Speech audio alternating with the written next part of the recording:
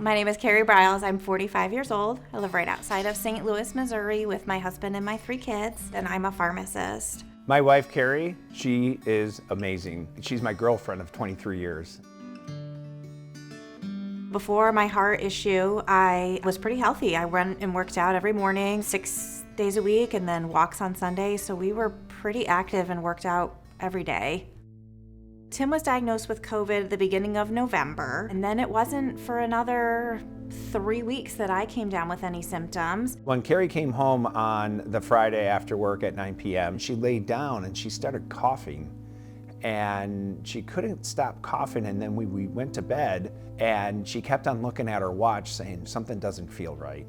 But by the middle of the night, I was coughing so hard that I ended up just going down to the basement, since that was kind of our COVID quarantine room, and stayed there the rest of the night. The pulse oximeter that our neighbor let us borrow showed that my pulse ox was down, dipping below 90. So it was in the 80s when we decided to go to the emergency room. Kerri was transferred from an outside hospital with a diagnosis of COVID for the reason of respiratory failure.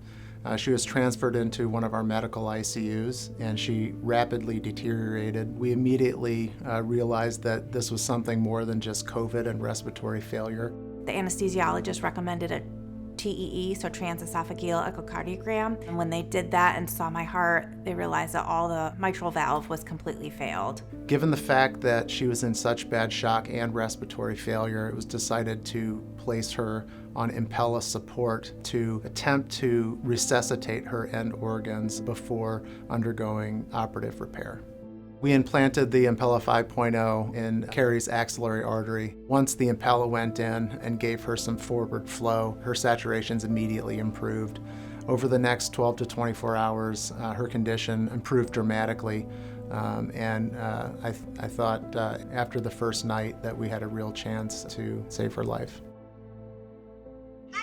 Bye, I love you, honey. Love you. The day I left the hospital, the kids had no idea that I was leaving the hospital. They were over the moon excited. Ellie broke down in tears, my youngest. Ethan started jumping up and down. He's my oldest. They were completely excited and shocked and happy all at the same time. I'm coming home. Wait, you're coming home today? You know, miracles do happen, dreams do come true, and she was able to be home with us for Christmas.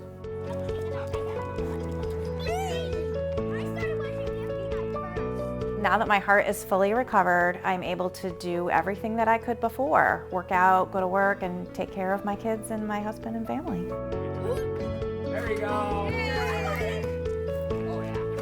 If I think about 3 things in my life, it was when I got married, all my kids, and then seeing my wife again. I couldn't imagine a life without her. Me too. Me 3.